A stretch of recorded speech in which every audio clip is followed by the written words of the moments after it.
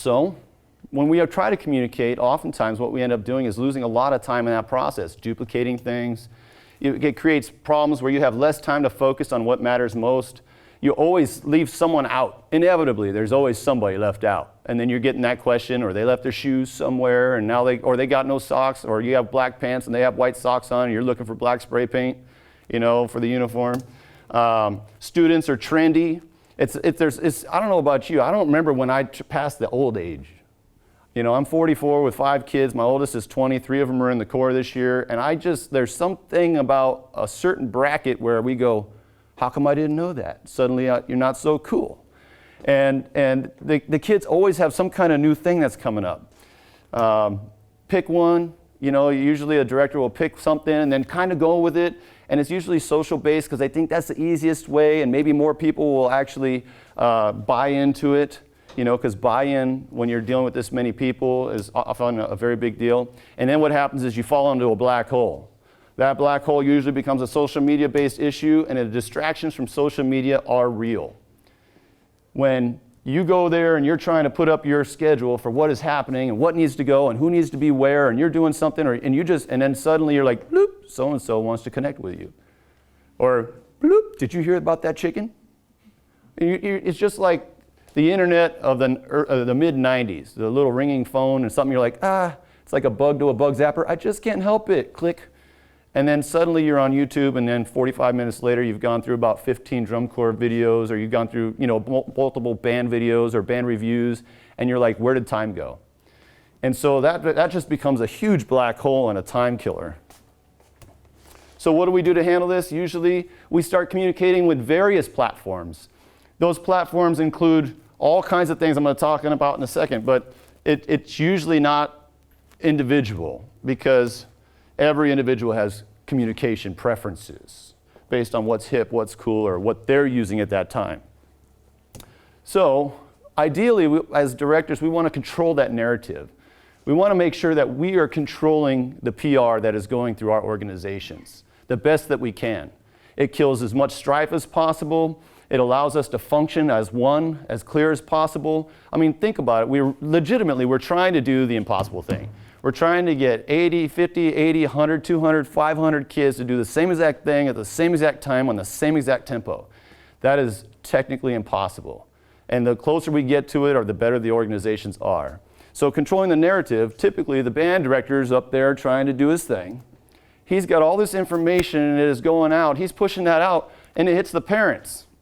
And it hits everybody else that's involved. And you'll see there's one with a question mark in there, because no matter what you do, there is always that one. No matter what you say, you can tell them, hey, we're going to be in the band room at 5 o'clock, okay? And they go, okay. Anybody have any questions? What time are we in the band room? Right? It is the funniest thing. And typically what ends up happening, because we are so enormously busy and folks don't realize how much responsibility that we do have, we end up taking the path of the least resistance. We look for ways to make it simple. We start shuffling off work. You start giving a student a way to start taking care of the music. You give one kid, so they're organizing it, and whether it's alphabetical or it's age or it's composer, then you have another kid who's probably in charge of props or in charge of instrument checkout. And inevitably, because there's so many other things and we just don't want to deal with it anymore, we think the simplest route is just to let a well-meaning kid come in the process and help us to figure out how we are going to get that information out. Oh, Mr. Roberts, I can help do that. I'll set up a Snapchat for us. That'll be great. Okay, is what we say. Or I'll set up, we got a band Twitter. We're going to use band Twitter. We can help set that up. Okay. Because the okay with that typically comes with the director going, well, I actually check every post before it goes out. Okay, that's great. But do you really? Do you really have the time for that? And is the message that they are sending about the organization that you spend so many years studying for, and so much liability, if you think about it that way, for the PR and visibility of what your organization is, do you really want to leave it up to a kid because he's got a cool Element shirt on? All right? So here's what happens. They get the information. They're like, oh, I'll share that to the group. And they send it out, and it goes out to the people. And this is what it looks like truly. It's kind of like the 2000 Florida ballot, okay? And all of us in here are old enough to remember that. And then what ends up happening is there's thorough confusion within the organization. It is completely discombobulated, and there is no congruency with where things are going. And by that time, it is almost too late to actually solve the issue. And if we would have just put in the footwork ahead of time, we could have actually prevented some of our communication challenges by learning the processes and then just managing that process. Okay? It's easier to stay on top of something. I tell, like, anybody else have kids in here? Who's got their personal kids? Like, I have 154 right now that are on the field, but personal kids, who was it? Okay, so when you're working with your kids, like when we walk as a family, there's always, I got one kid just always like slower, but keeping up. I just have to remind her, because I have 4 girls and a boy, I remind her, I go, sweetheart, you need to keep up with us. Well, Daddy, you walk so fast. Well, you're keeping up just fine 10 feet from behind me, so just keep up next to me.